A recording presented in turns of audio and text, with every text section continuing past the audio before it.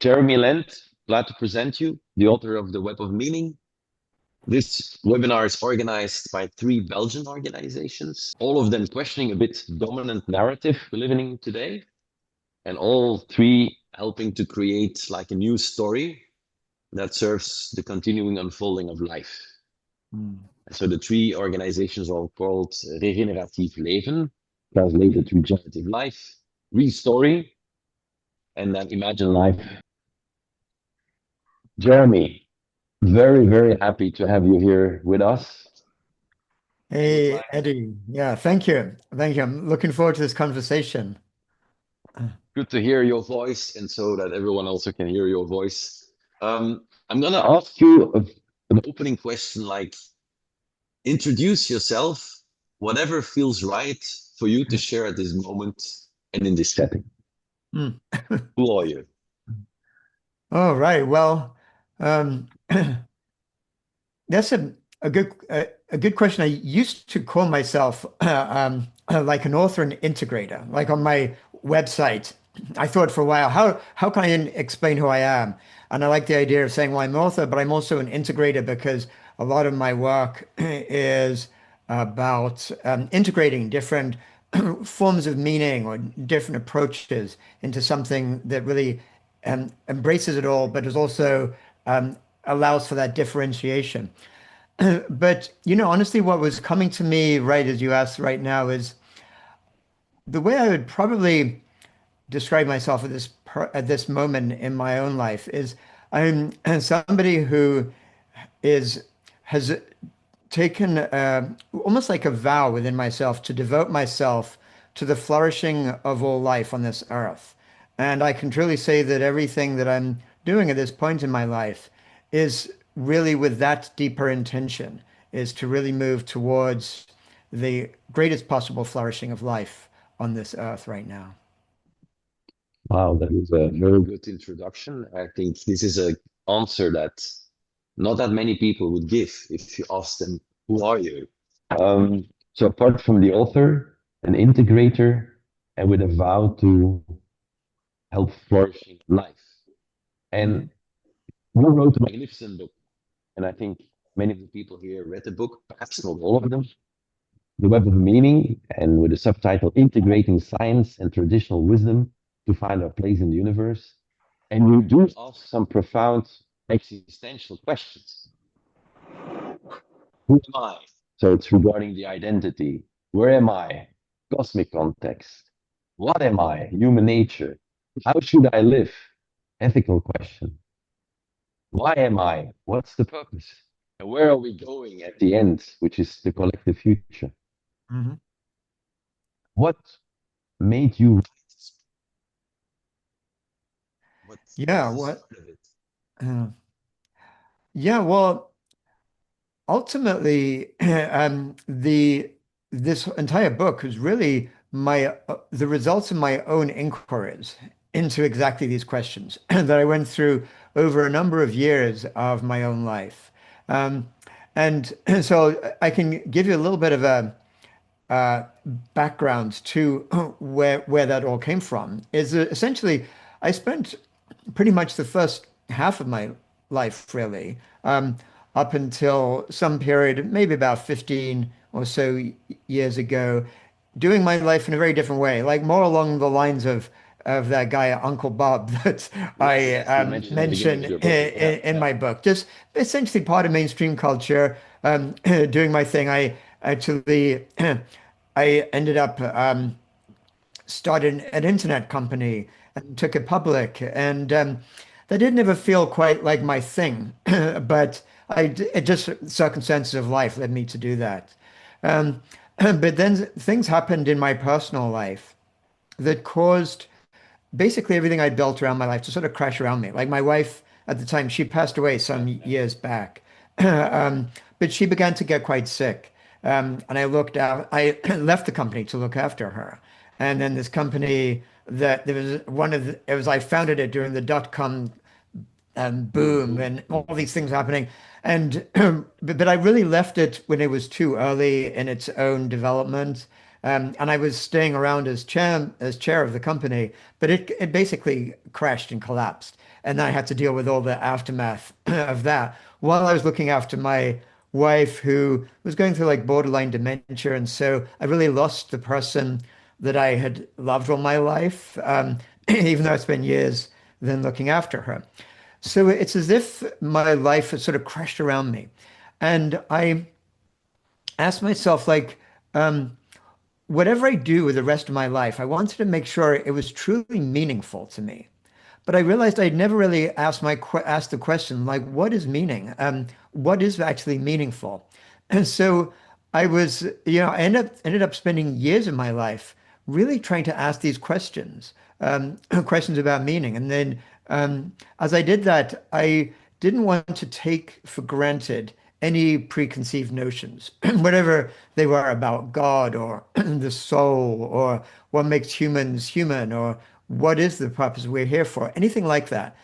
So sometimes I know and there are people who give you answers to that, and they might feel good, but they don't feel intellectually valid. Mhm. And then there are some people who give you the answers that seem very rigorous, but they feel like wrong to my heart and soul. I was looking for some kind of, was there a way to answer these questions that felt right to not to both my mind and my heart and my spirit, like something within me. It took me years and years of really going through layers of inquiry, like around not just history or philosophy, but then more like anthropology, looking at other cultures, and then looking even deeper at evolutionary biology and what makes humans different from other animals and what is life anyway. Um, and as I started to do all that, it wasn't just an intellectual exercise. I discovered things I'd never discovered in my life, like um, mindfulness, meditation, Buddhism, Taoism, embodied practices. And really, having spent a big part of my life totally not aware of these things, these are like revelations to me. And so a lot of what I was trying to do is, was there a way to make it all make sense? And as I did all that, I realized that part of what I wanted to do was to share with others this own inquiry that I did to maybe make it easier for other people to explore these things along the way that I did. So I wrote a couple of books, and one before this book was called The Patterning Instinct, A Cultural History of Humanity's Search for Meaning. And that book looks more at this kind of historical investigation I did, like all the way from where humans were hunter-gatherers a long time before, and it looks at the ways in which different cultures have made sense of the universe, and how that has actually shaped the history of humanity all the way to the present day.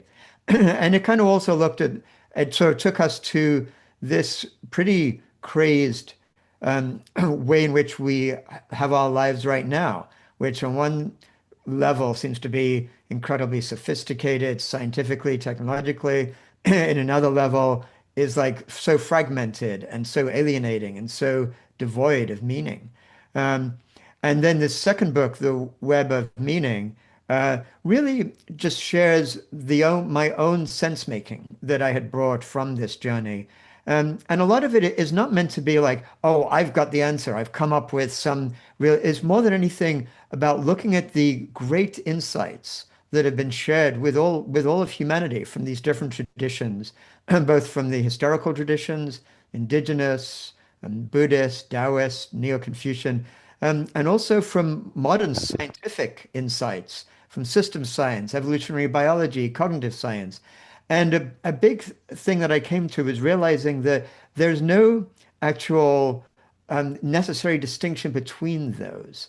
That some this distinction that we're told in our modern world between science and traditional stuff or wisdom or qualities, we're told that they're two separate domains. And I realized that's a made up, that's part of our worldview of separation. It's really not actually true. So a lot of this book looks at what happens if we unwind that and look at those deeper interconnections.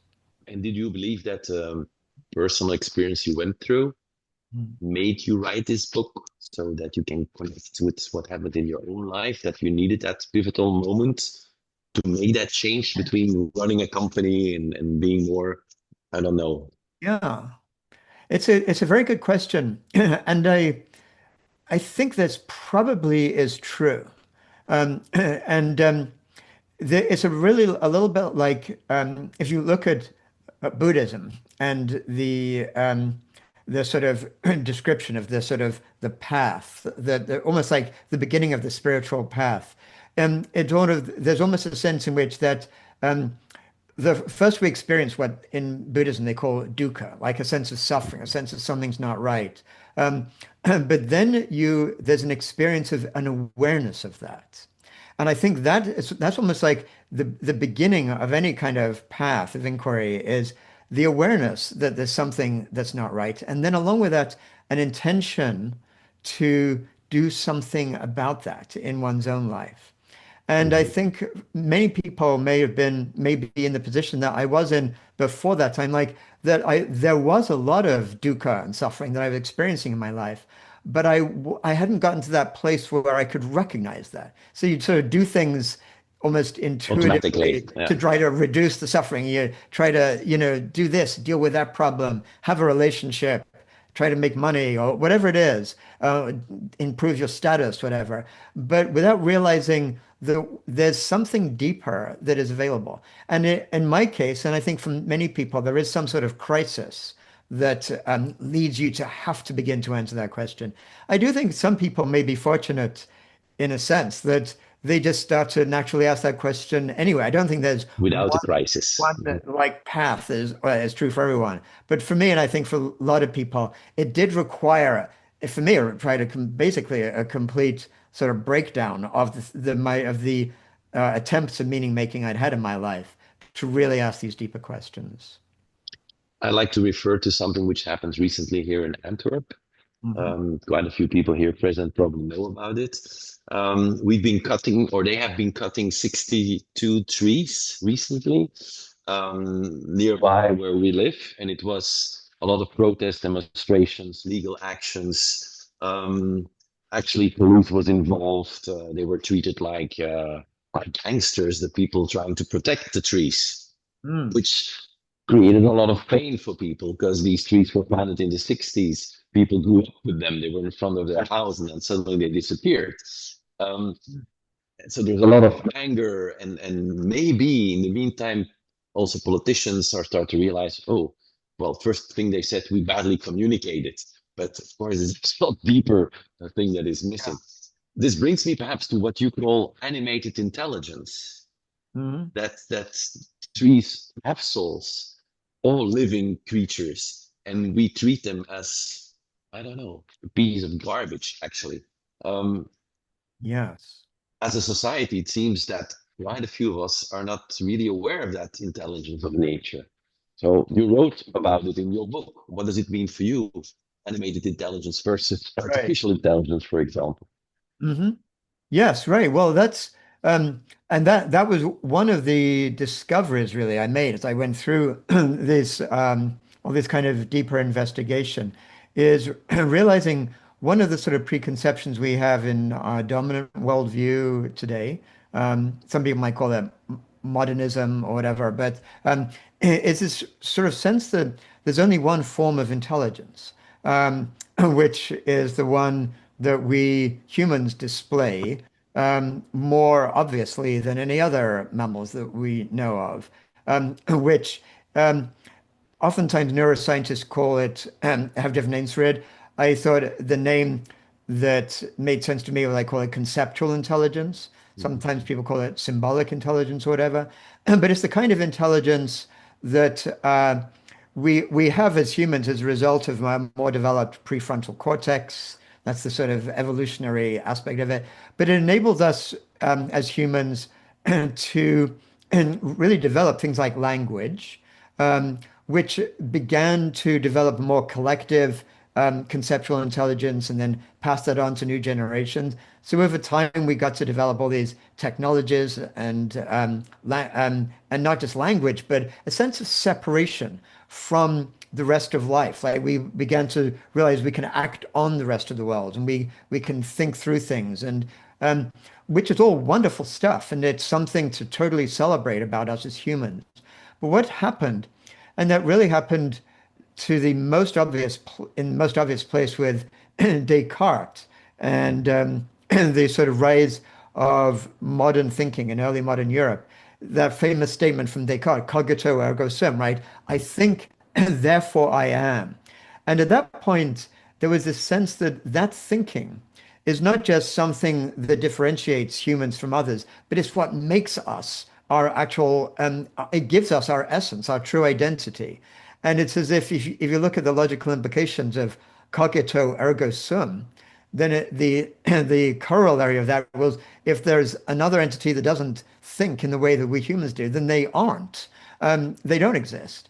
And that is actually the very foundation of this modern worldview, which is that somehow the only entities that have true value or that are worth optimizing for, that have like a sort of moral rights, are human entities. And the rest of life is just there for us to do with what we want. And occasionally, maybe there's pets or whatever that we might have a warm, our heart might open up to a particular animal or something. But for the most part, as humans, as part of this dominant system, we treat animals and we treat the rest of life as objects, as nothing other than resources for us to exploit, which has led, I would say, in some ways, to maybe the greatest moral atrocity that's ever happened on the earth since life began is like the factory farming that causes like something like 70 billion animals to get born into these horrendous cages and suffer lives of absolute misery and pain until they're like murdered, so that we humans get to have a nice, easy meal at the end of the day. And that kind of way in which we just you like feel like all of nature is there for us to use however we want is really one of the things that we have to rethink in terms of if what it really means to be alive in this world today. And that animate intelligence is really something that science has now come to understand. It's something that indigenous traditions everywhere around the world always understood. That we humans, we have our distinct characteristics, just like crows do, or just like trees do. And what we really are is part of a family of all these other animals and creatures.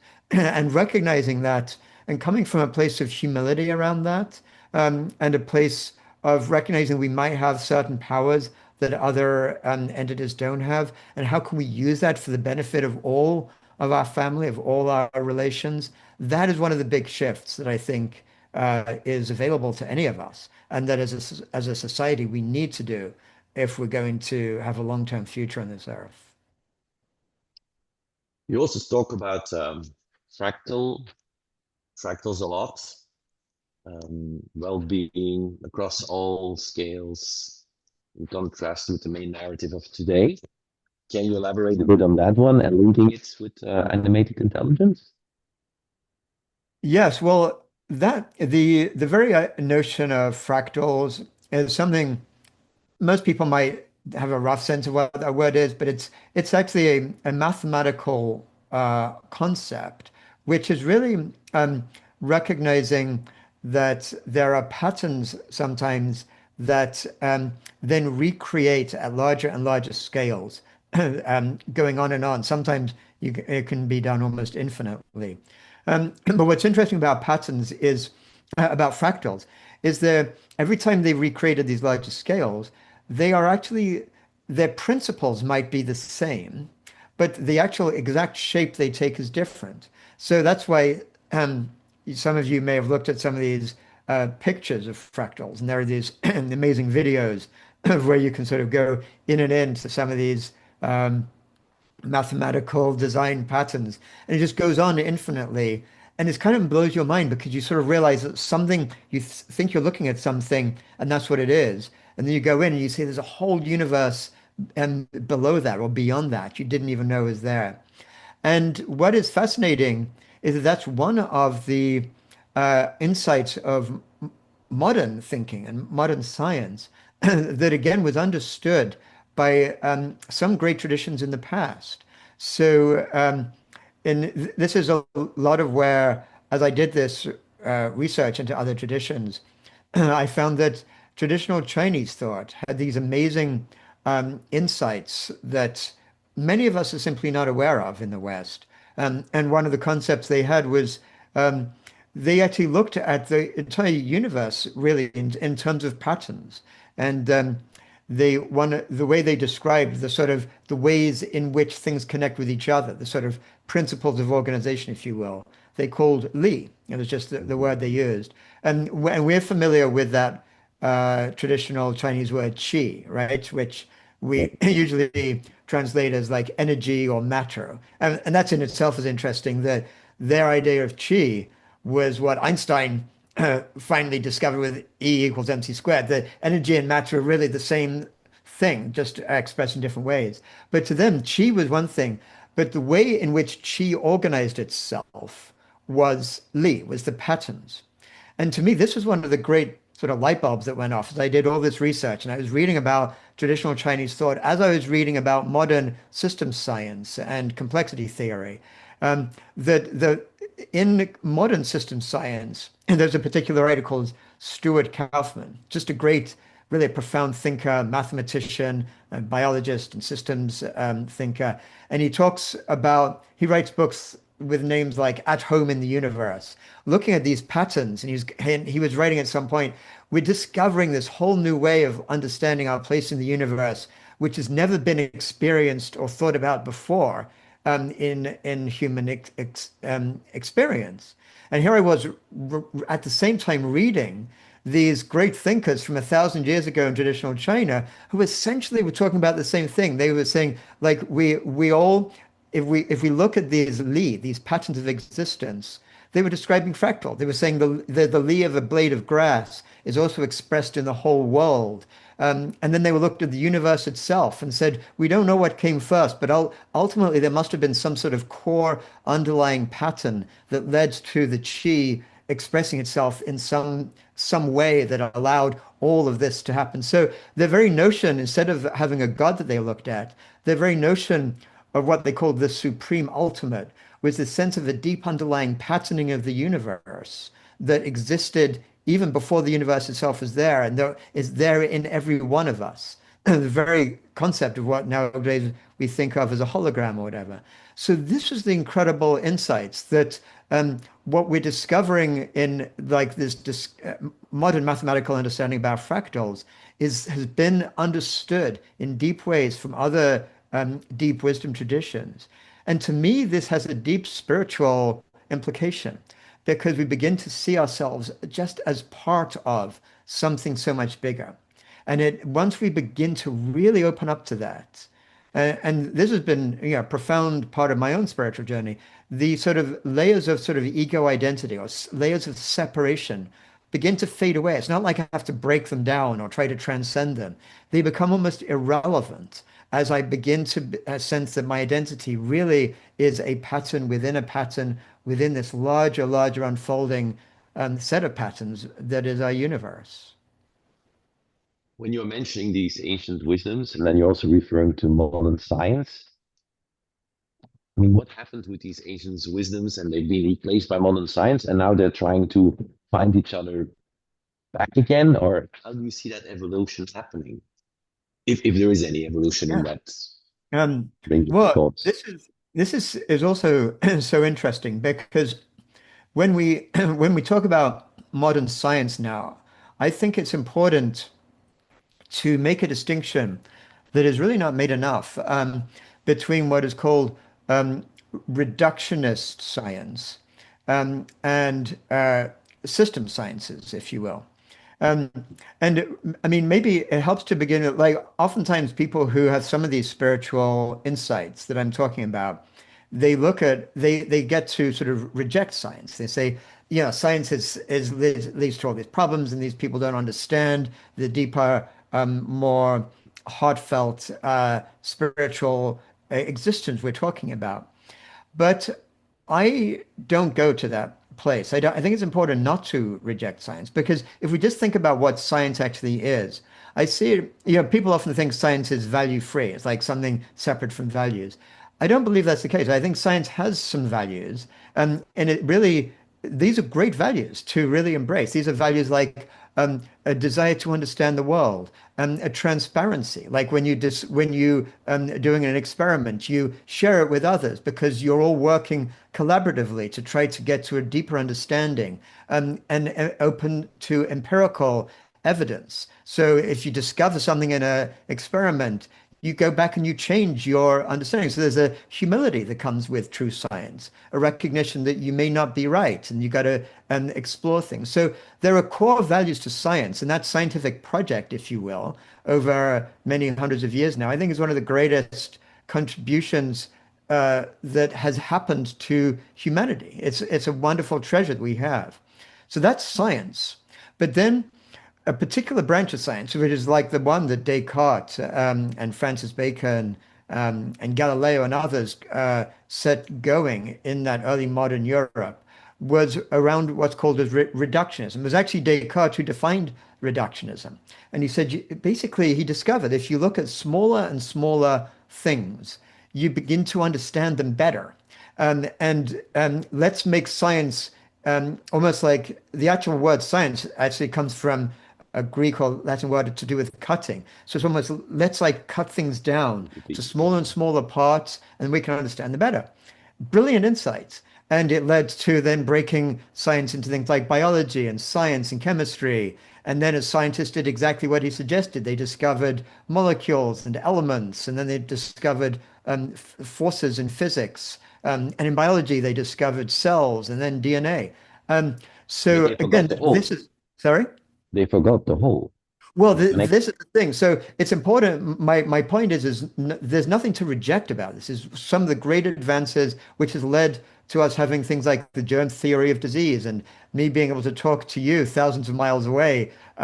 We can all be grateful to that. But they forgot the whole. Exactly, Eddie. And what is interesting is that because they were so successful, they got to actually believe that that is the only approach to the universe. And so there's the what that led to is what I call like ontological reductionism, which is people who think that reductionist science is so good that it's the only way to understand the universe. And also, it actually enables us to understand the entire universe, and there's nothing else there. And this is what systems science does differently. And systems science is every bit as rigorous.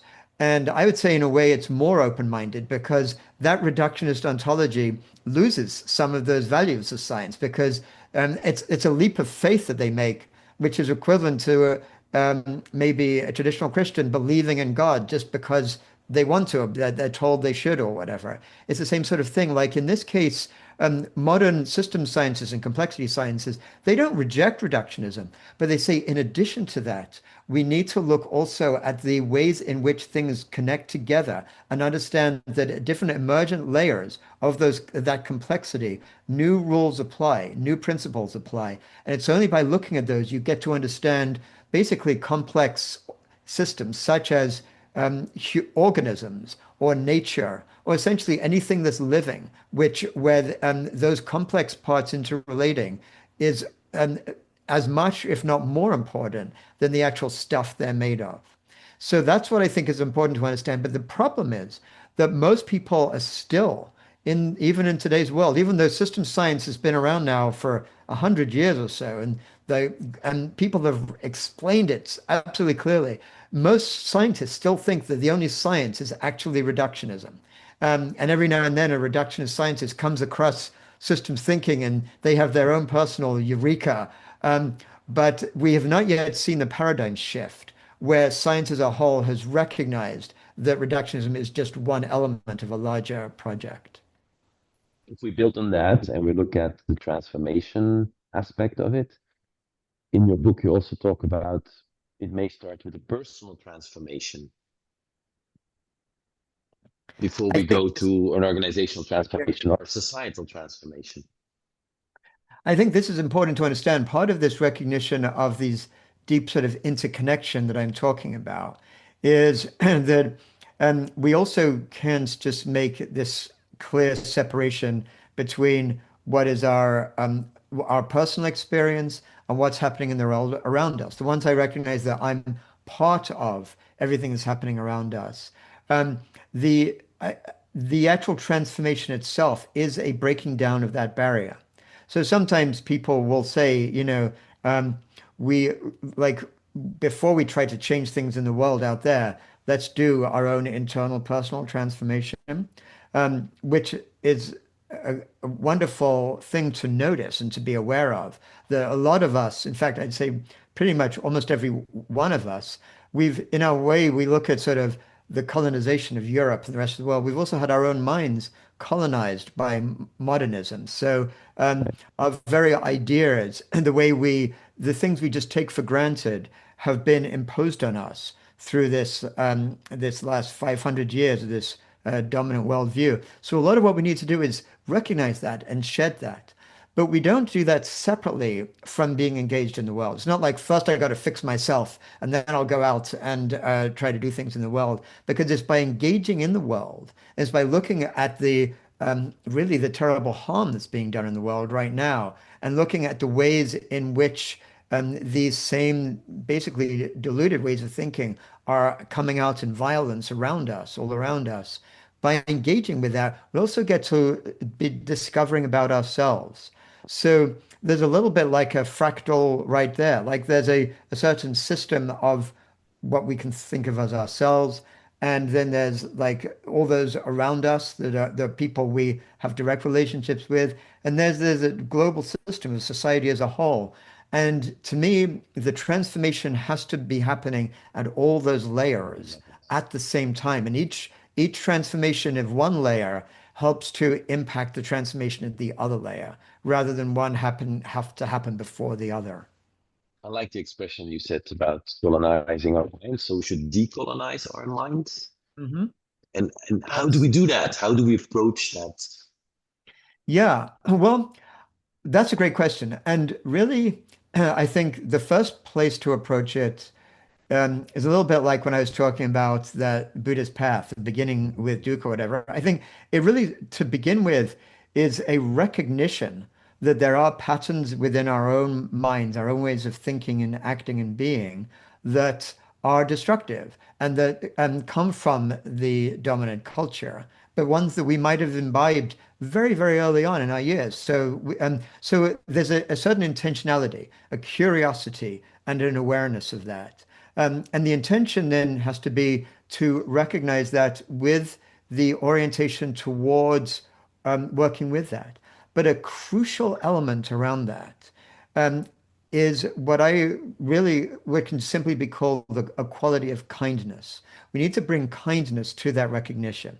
Because what tends to happen is without bringing everything, all that whole investigation with a sense of this really self-compassion and kindness approaching to it, we look at bad things within us, and then it's painful. And then we can get to almost create more separations within us. There's the good part of me that is trying to be more intentional, and that bad part of me that's more destructive or causing harm to others. And then I try to get rid of that bad part of me, but then that part might be very deep within me, and so and then it reacts. And then maybe it gets the power to say, screw this whole project. I'm just going back to be free, to be who I am. And so we don't get anywhere.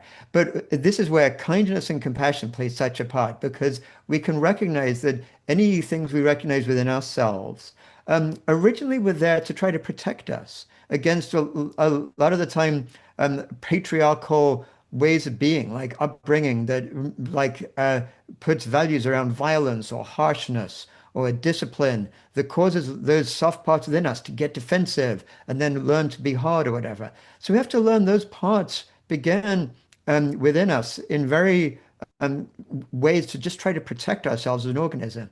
But by approaching that with kindness, we can begin to then allow those parts to unfold and really sort of get trusted, really, that they can be seen without getting told that they're bad. And that same kindness and compassion can then be applied to how we relate to others, which is crucial, because then when we see others acting in ways that we think are harmful or destructive, rather than intuitively getting angry with them and trying to stop them from doing this harm and all this stuff, we can begin to recognize, well, they've got their parts. And how can I approach that other person from the same place of kindness?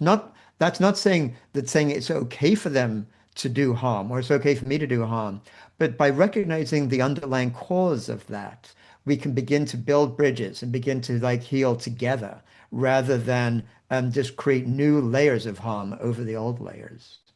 And based on this kindness and compassion, you also talk about why am I, like the purpose, where you Mm. said yourself that when you went to your personal transformation, you were also searching for, okay, what's my role here on earth? Maybe that's a very big question, but what's the role of humans on earth? Is that something that is also one of the questions you've been asking yourself? Absolutely. And that is very much a deep, deep inquiry I've been on over the years, primarily, from my own personal inquiry. Why am I here? But then it can apply to all of us, but each of us obviously has our own unique way of trying to come to that. And I think this is where, in a way, it comes back to the very first thing you asked me to say, who am I? How do I describe myself? Um, for me, as I did my own version of this very deep inquiry, really came to this place of recognizing at a certain place, what became so clear to me is um, uh, and it's actually, there's a quote from the great humanitarian Nobel Prize winner, actually, Albert Schweitzer, who lived in the 20th century. And he said at one point, I am life that wills to live in the midst of life that wills to live. Um, and my own place came to something very similar. I realized, like, I am life. When we talk about this notion of the fractals, it's not that like I am a living being or how can I be good to life or whatever. It's this realization that all of us as living entities are like little eddies of a sort of a self-organized entity as part of this stream that's been unfolding, this incredible, miraculous stream of life over billions of years since life came on Earth very early on Earth's existence. And when this particular organism dies and then composts or whatever, the very the ways in which I've expressed who I am to others around me are really like those patterns, those Lee patterns I was talking about earlier, that are out there in life. And so even though this particular organism might die, um, those Lee patterns that I have expressed in my life continue in like as they sort of move out into the universe. Some of them grow and turns into other things. Others merge with other patterns and become other things. But once I begin to recognize that, changes everything. And what it has done to me is go like, well, given that I am life, and it's really this miracle of this existence, that here I am with a consciousness and able to express things and understand life in the way that others of us as humans can do. It felt to me there's nothing more important to do with this particular embodied existence than to use whatever skills I have for the benefit of life, which is what I am, which is that larger entity that I'm part of. And so to me, that gave me a real sense of absolute clarity. Just whatever I'm doing with my life is really for the interests, really for the benefit of all life. I'm looking at a screen behind me on the wall. I framed something that I wrote around that time, some years back, where it just simply says, what can I do for the greatest benefit of all life? Um, and to me, that's profoundly meaningful. And I feel very fortunate because it gives a sense of meaning in my life that I never feel I'm having to ask anymore. Well, what is the meaning? What am I here for? To me, that was my answer to my question. What it doesn't answer, though, is how you do that skillfully day by day. So that to me is a living inquiry. And a key element, we were talking about fractal flourishing before. A key element around that is not to interpret in the way that says, I need to sacrifice this Mhm. flourishing for the sake of all things. I got to like work nonstop and do everything and give all my money away and do every single thing for the benefit of something external. There's the notion of fractal flourishing is that by my own organism feeling alive and healthy and happy and flourishing in itself, I'm able to then have the most positive impact fractally on all those layers of patterns that I'm connecting with. You're So spreading life the and energy. yeah, so life doesn't become a zero-sum game. Like I could either look out for me or look out for somebody else. I'm a good person or a bad, selfish or not. That all gets to be irrelevant. Like what I can do is like look out for the health and flourishing of my own being in order that I can truly serve the rest of life in the most powerful way. I'm very curious. In the meantime, a lot of people are listening to what you're explaining. We're going to ask them a bit later on to go to breakout rooms and to reflect a bit, not a bit, on what you've been sharing with us now. There is something that I really, in the beginning of your book, your Uncle Bob, that Mhm. says it's dog eat dog world, every man for himself. What if you have such a family member on the table? And we all have these kind of family members around us. So how do we tackle that? Because you can say, okay, it starts with yourself, and we want to take care of ourselves. And if we take care of ourselves, we can also take care of others. But then you have this Uncle Bobs around us everywhere. And unfortunately, perhaps even more and more, they get more and more media attention. So how to act, react, Yeah. live? Exactly. No, I know. And that's always this ongoing question. And to be honest, I really truly did have my own family member, to protect the innocent, whatever. I changed the name, whatever. But there was a I in this book for people who don't know the book begins with basically a family grouping and somebody saying, we should be doing this. We can make the world a better place. We can. And then his Uncle Bob comes into the conversation and says, "Oh, let me tell you, all these good ideas you've got, forget about it. Basically, it's a dog eat dog world out there. It's all about the money. Selfishness wins. And that's why capitalism is so good, because everyone looking out for themselves is actually for the best interest of the whole world. And, sure, we've got some problems, but markets, they solve it. So you don't worry about it. Yeah, end of conversation, right? Where it's all over. And so I've been there myself. And well, and I basically said that when I introduced the book, this book really, the whole book is really like the refutation to Uncle Bob, that actually there's a completely different way of seeing ourselves as human beings, of understanding the world, and not just different, but actually one that is scientifically valid, more valid than this Uncle Bob interpretation that people think is true, but is just made out from preconceptions. But having said that, when you're actually facing your Uncle Bob, they don't, I mean, you can talk to your blue in the face. Um, and one of the things that's interesting is really the more intelligent people are, the harder it is to actually get them to open their minds to hear what you've got to say if you have a different point of view, because the people will use that intelligence to then formulate, their sort of Counter legal arguments. arguments, Yeah. smarter and smarter arguments why you're not right. So that doesn't necessarily get anywhere. So I've come to believe, and this is not to say I always manage to practice it myself. I can get frustrated like all of us do, but I've come to believe that the best thing we can do is try to, sort of going back to that place of kindness I was talking about before, is to try to connect with them at a deeper heart layer. Because whatever they might say about dog eat dog world and selfishness and separateness, we kind of know actually they do have living, beating hearts and they do want to feel connected.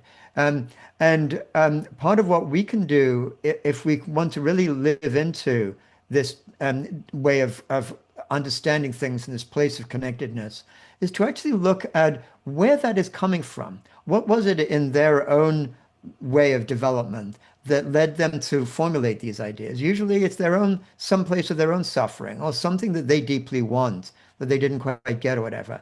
But if we can ask them questions to connect with them and hear what actually is meaningful to them, what that tends to do is has a little bit of an alchemical kind of effect, because then as soon as they begin to feel heard, they're not arguing against, so they don't have this pain in the ass family member always arguing with them, but actually hearing them and caring about them, then they begin to soften. And then in that place, to me, the best way to leave that kind of conversation is not having won out or scored a point, but leaving them curious and maybe leaving them with something about, oh, well, there's this really interesting article, or really the Mhm. website I really love that might answer some of your, would you like me to send you a link, just to sort of opening them up to some possibility that doesn't seem threatening to them, but that might be a little bit of a chink in the armor of that like armor of separation that might open them up to some other way. So I've come to believe that's the most skillful way to relate. It's also a more pleasant way to relate, but it doesn't always work that way. So I I'm think it's good working on advice you're my sharing with my us. approach is just like we all are, but Listening, that's asking questions, softening them that way, feel the connection, and then they can start thinking themselves. right. Yeah. I'm watching time a bit. I heard you're writing a new book, or you're working on a new book. Can you explain us a bit? Yes. Because now you make me curious. So, Um, This is actually a something that's really become near and dear to my heart the last few years, and it's a book that's going to be published next May, um, and the book is going to be called Eco Civilization: Making a World That Works for All. And but to give a little bit of a sort of backstory to that, so one of the when I ask this question of how I can work for the greatest benefit of all life, it's to me where that led my own thinking to go is recognizing that our system right now, the dominant system, is so destructive, is causing so much harm through such extreme inequalities, destruction of the natural world, that it's really heading for really maybe total disaster. collapse or some kind of very, very devastating outcome this century. And it felt to me like what's crucially important is to turn things around.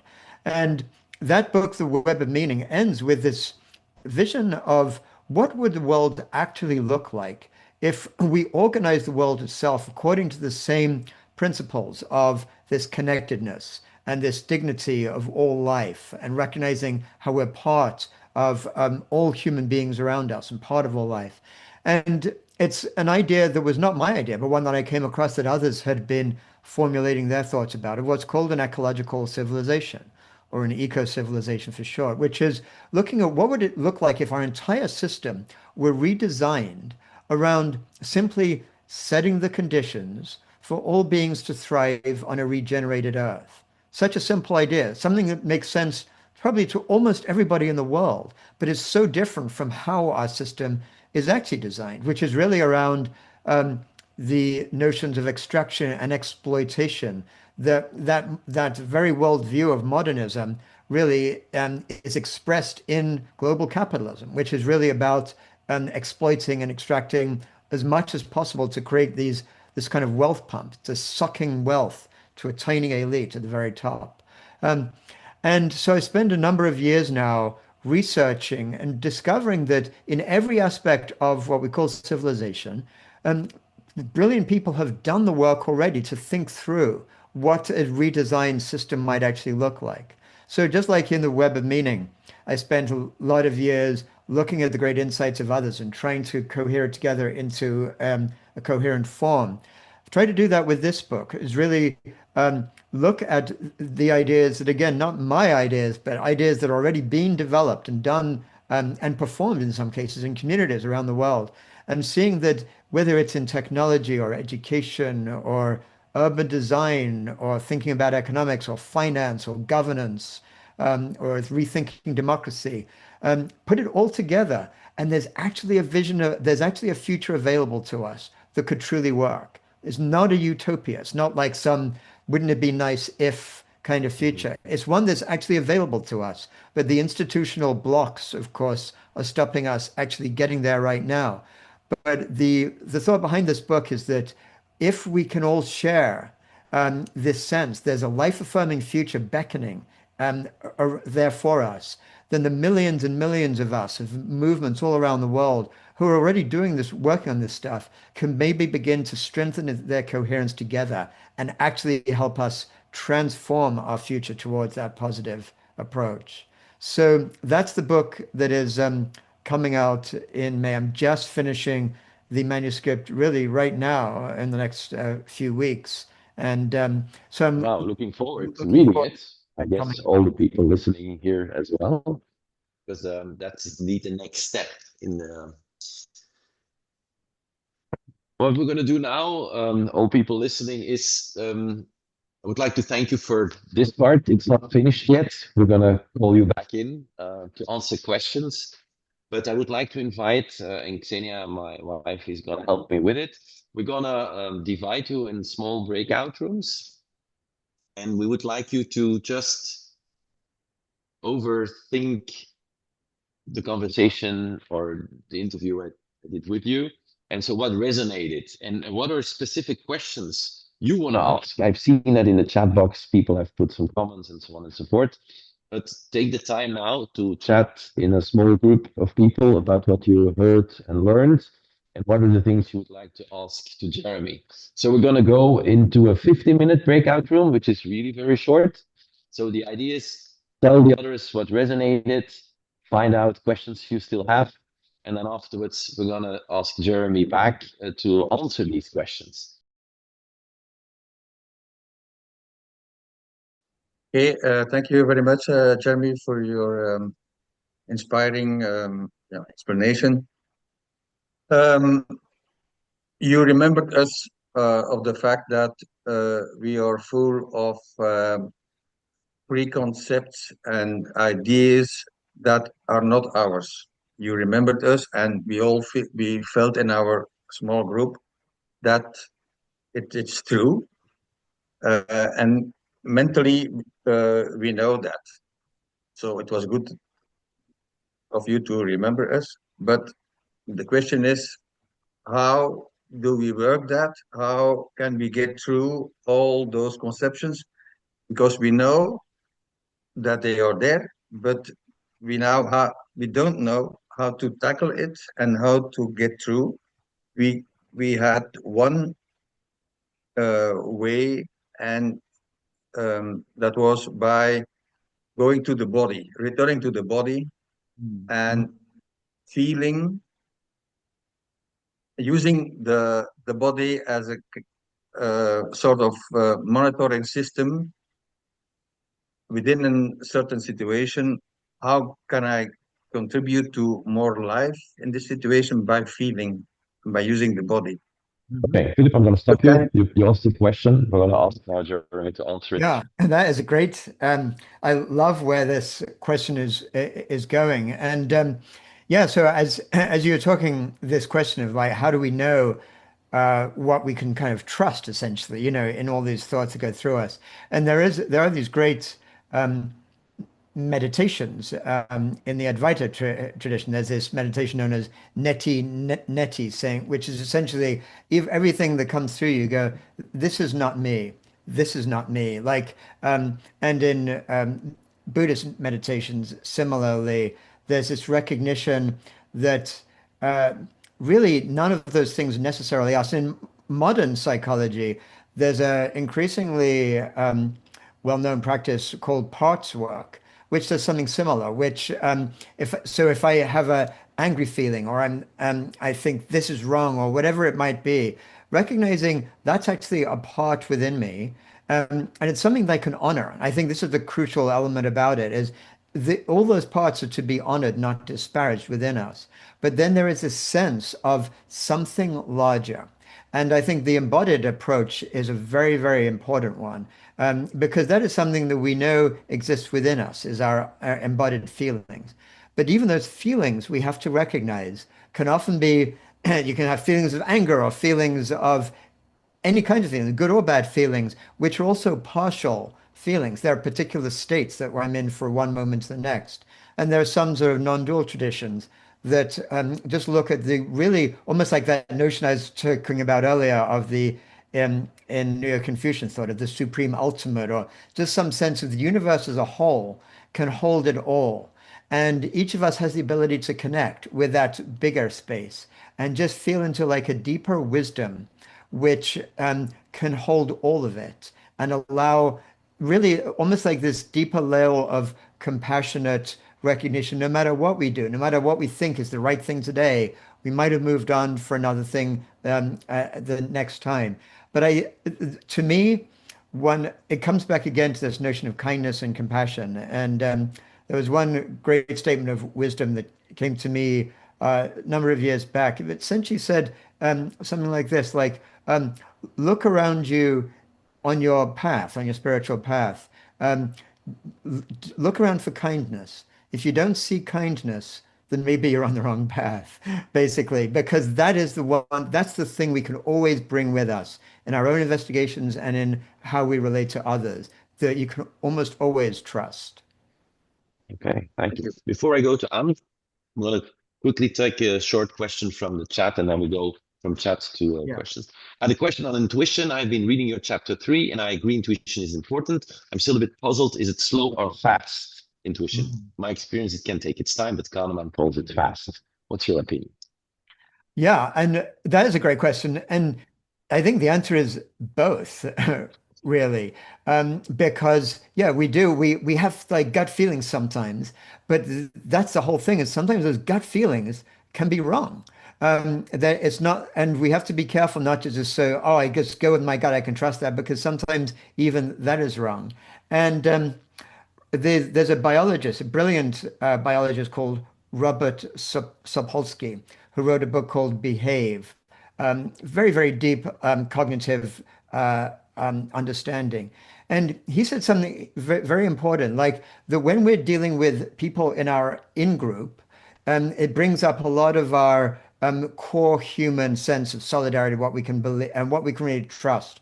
When we deal with people who are an out-group, who seem different, they look different, or they speak different language, they have different ethnicity or whatever, oftentimes that what feels our intuition may turn out to be wrong in that respect. So his advice, and I think it's really good advice, is when you're working with people within your in-group, kind of trust that gut feeling. But if you're relating to somebody who you recognize is not in your in-group, maybe be a lot more curious about where those things are coming from and try to bring a broader and wider perspective before you begin to trust that gut. Okay, thanks. Anne Smith, your turn. Juliet. Yeah. Yeah, thank you. Thank you, Jeremy, for a wonderful presentation again. Since you published your book, The Patterning Instinct, hardly any publication of my hand does not like you. I've been very inspired, but I would like to join you. I'm also a member of the Top of Rome, so I brought you in there. Yeah, and so what was also a reflection in the little breakout group that I was in, that you focus a lot on the worldview and the mindset, but there's also a material reality that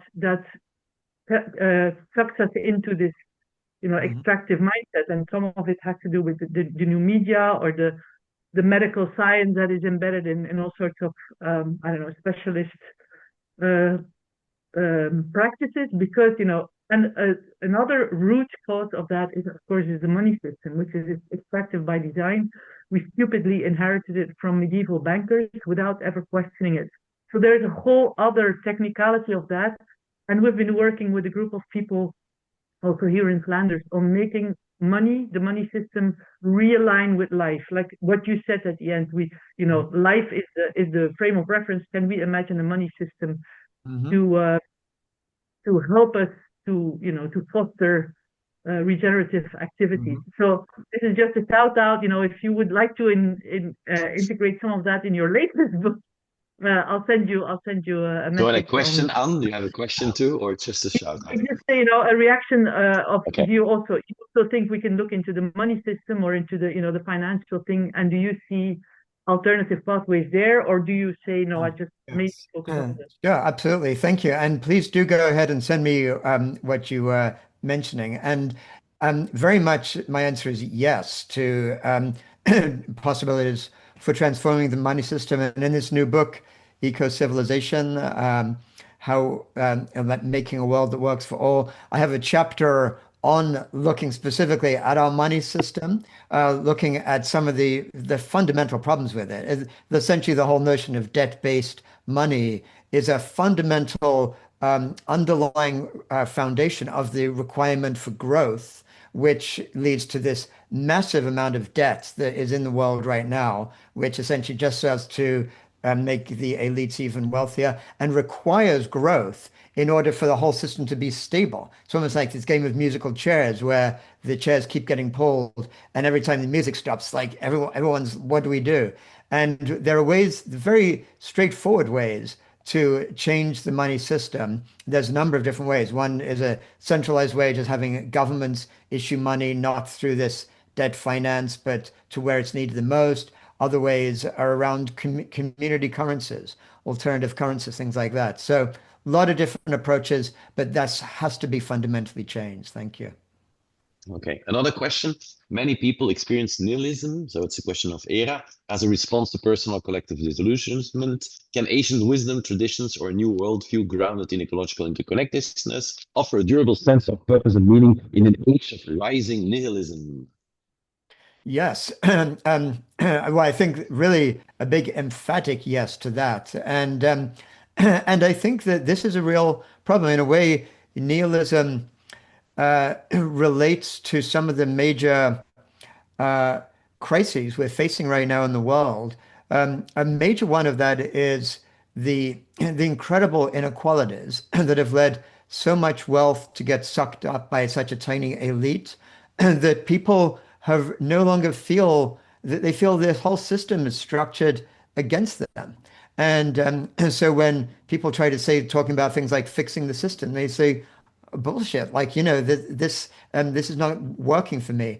And then when people on the progressive side just are still trying to work within the system and trying to make things a little bit better. And then people on the authoritarian extremist side, the only ones with the voices that say this is all screwed up. Then people begin to believe that these are the people speaking to me because they're saying what I feel in my heart is true. The whole system is as a mess.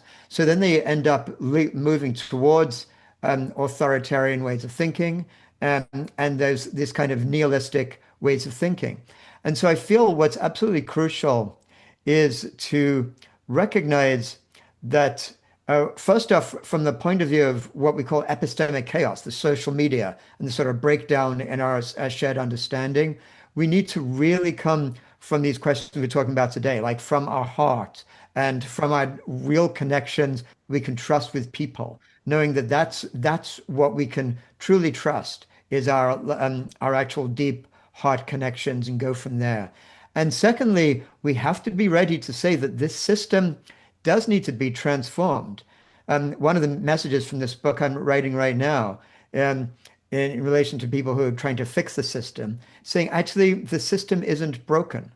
The system is actually doing exactly what it was intended to do. The system is designed there to extract and exploit and create this wealth pump for elites. And it's doing a great job of that until everything completely destroyed. We have to change our entire system. So what I would want to do is take the energy that leads to that sense of nihilism is a true valid energy. Is its recognition, this is all a bunch of crap like what I'm being told, but that can be turned into something that really allows us to work together towards a truly positive, transformed future. Maybe a question which is related to it, coming from Neil. How collapse accepting are you, given the state of the planetary predicament? Yeah. How can we use the wisdom and insights to show up in these moments? Another very huge and very important question. And around that, um, I think that there is a lot that has to be done to unpack that very word collapse. Um, because I mean, I feel very strongly that we are headed towards this complete breakdown of our system the way it is right now. And people who look at that and say we're headed for collapse, totally I'm with you in that recognition. But there's um, when you actually look at what collapse means, there's one extreme where the entire thing, like a house of cards, totally collapses, which would be really the greatest devastation ever to happen to the human race ever since we evolved as human beings. There'd be billions of people within days would find themselves starving, violence, the most terrible trauma would happen. So that's not something we can actually look forward to and saying, well, that's good, we can rebuild from there. But I think what I think, and I've looked at this issue in quite some depth, the more likely on expectation is what we can think of as an unraveling, that the system is not working. But this kind of unraveling can take place over decades. When systems move towards collapse, they generally go through what's called flickering, where it looks like things are falling apart, then they come back again a little bit better, and then it falls apart again. And each time they're getting closer and closer to what's known as a phase transition. But in our case of our global civilization, we might have decades of this kind of unraveling, this flickering. And it's so as things get to be worse and worse, it actually ironically opens up the degrees of freedom to almost reweave our society's fabric into a different way that could be more life affirming. So I'm certainly not somebody who, I certainly don't welcome some sense of collapse. And at the same time, I'm not avoiding the sense of how much worse things are. But to me, what is opening up is this possibility in the years to come to work with this unraveling as it takes place and actually create the future we want from that. Yeah. The person who uses Hilde Jonker's Zoom, you raise Hello, your hands. Uh-huh. my name is Yves. I've been working recently on something similar. So things like fractals resonate with me, shared wisdom in the past, but also in the present, not only in civilizations, but also in nature, in architecture, in art, symbols, in science, in, for example, physical laws, things like that.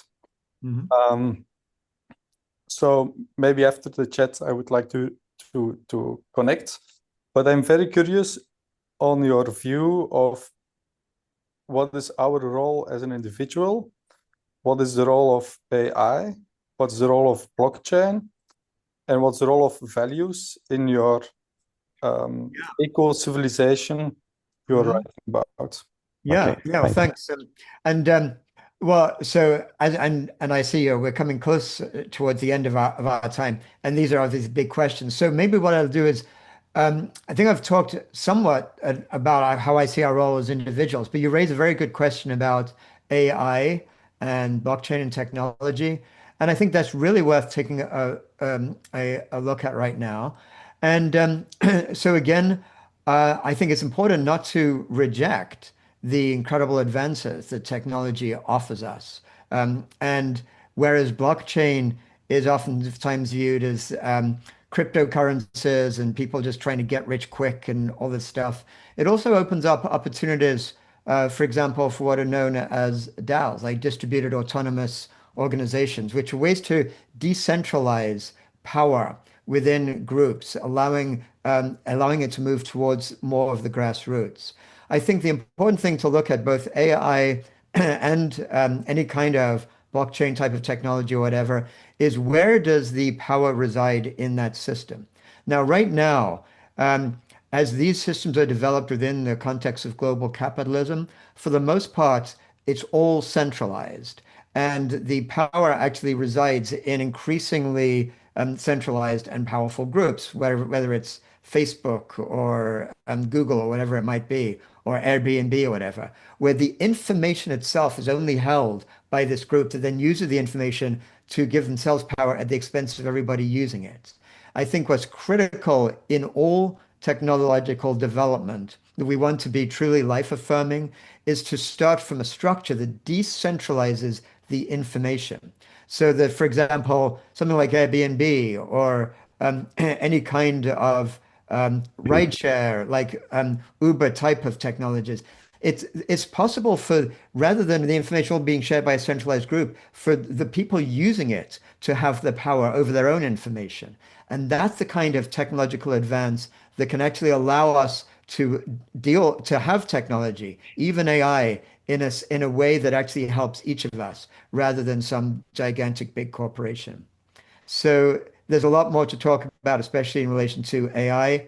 But again, what I'd say about AI in general is that we have to recognize that it's incredibly mesmerizing for us, and it's beginning to take over so much of people's ways of being and relating very, very quickly. And it's really important to recognize that even when it's giving us these great answers and amazing, seeming like insight into what we're talking about, it's reflecting back the collective knowledge that is primarily part of this modernist, Western dominated viewpoint. So no matter what kind of responses we get, we should be really careful to not just assume that what we're getting is this great wisdom or great insight, but really ask ourselves our own questions, being very aware of that. We're getting to the end. I see that there's some good questions still in the chat, and also Eric now raising his hand. Eric, can you be very brief? And I want to go back to a last question of Bob in the chat. But Eric, very brief. Thank you. Can you hear me? Yes, we do. Yes, I try my best English. So for me, I'm a doctor, a GP, retired, and I am resonating with your good practice on your own.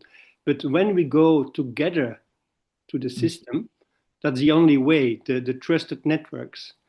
So we try to go from illness to wellness, from I to E, it's one letter.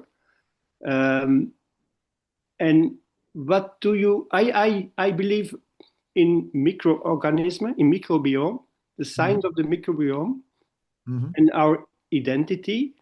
We are coming from microbes. And I believe in food, very much the effect of food, of healthy food.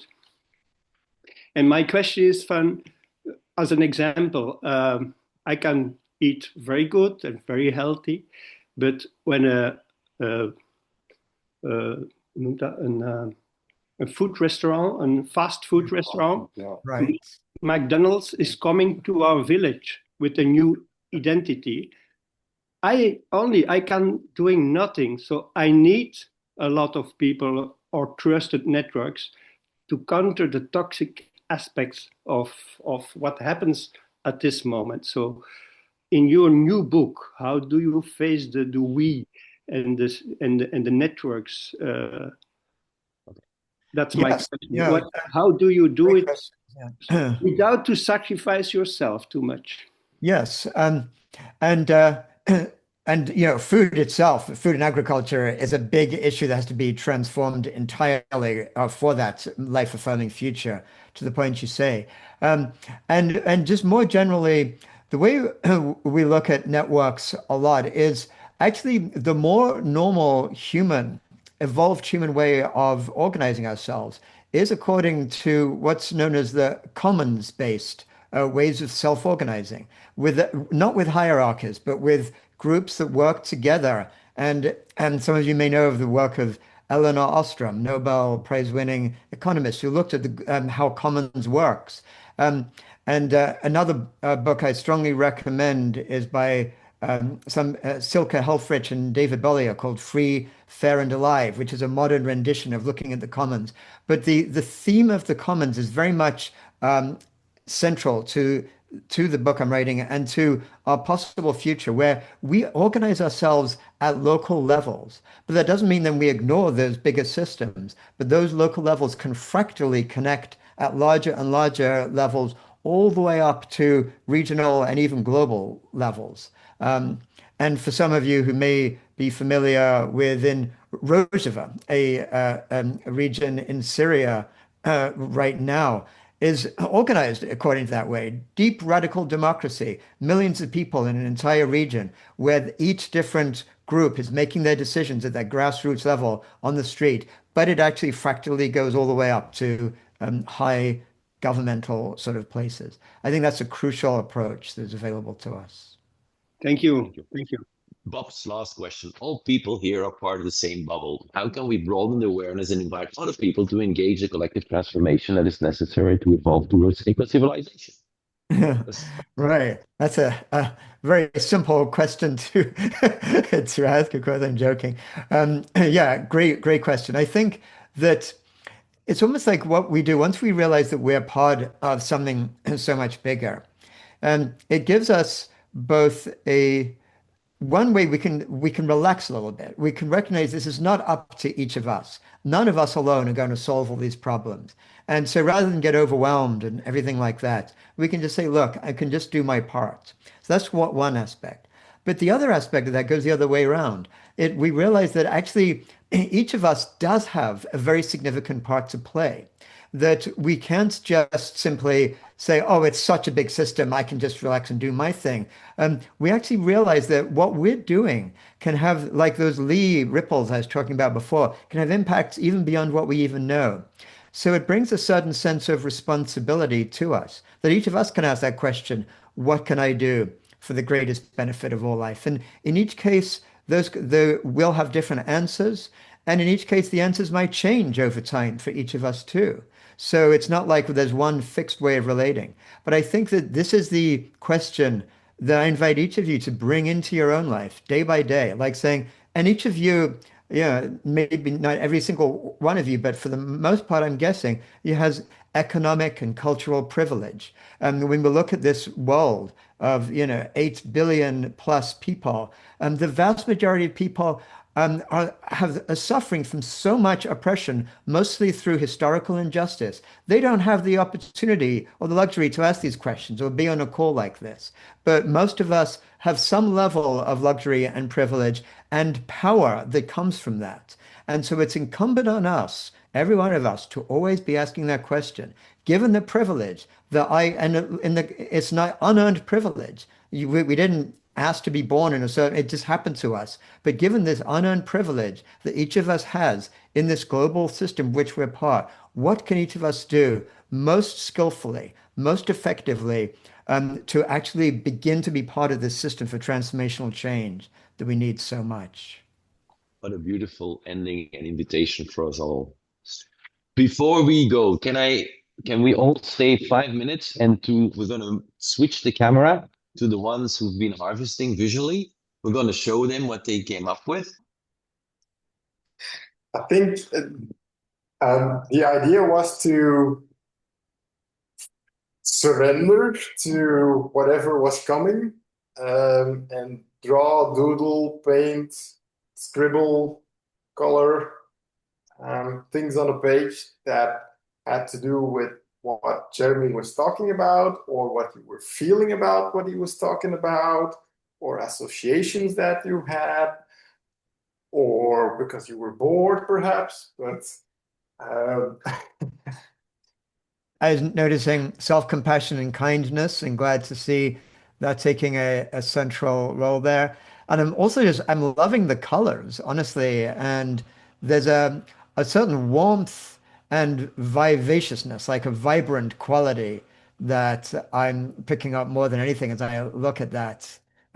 So yeah, it feels real pleasure. It's lovely to see some of the words interspersed within it, but more than anything, like the sort of quality of the colors merging together feels like really both warm and rich and alive.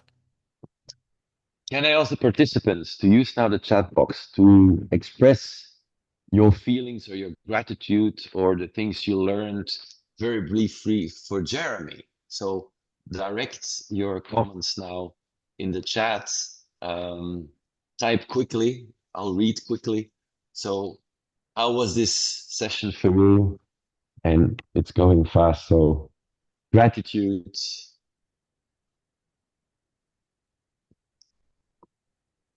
What love.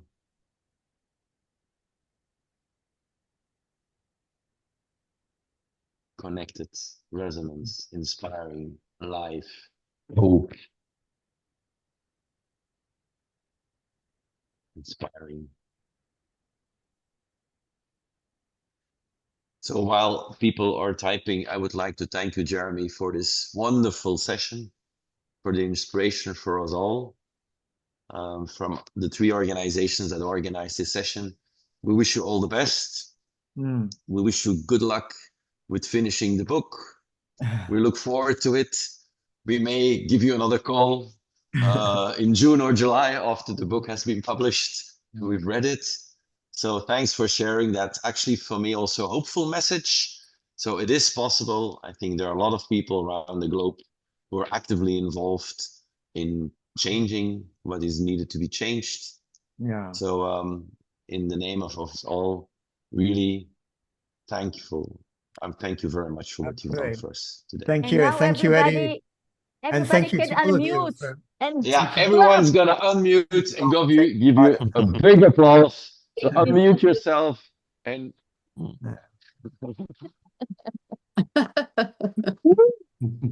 Okay. so we wish everyone a beautiful evening or whatever time zone you're in. We're gonna share the recordings to all of you who participated. And Jeremy, if I know you don't want to fly, so if you ever take a boat or whatever towards the continent again, Europe, we have a big port and harbor. You see it in the background, so your ship can enter Antwerp. And we welcome you there. Thank you. Thank you. It's been just a great pleasure to take part in this today. Thank you.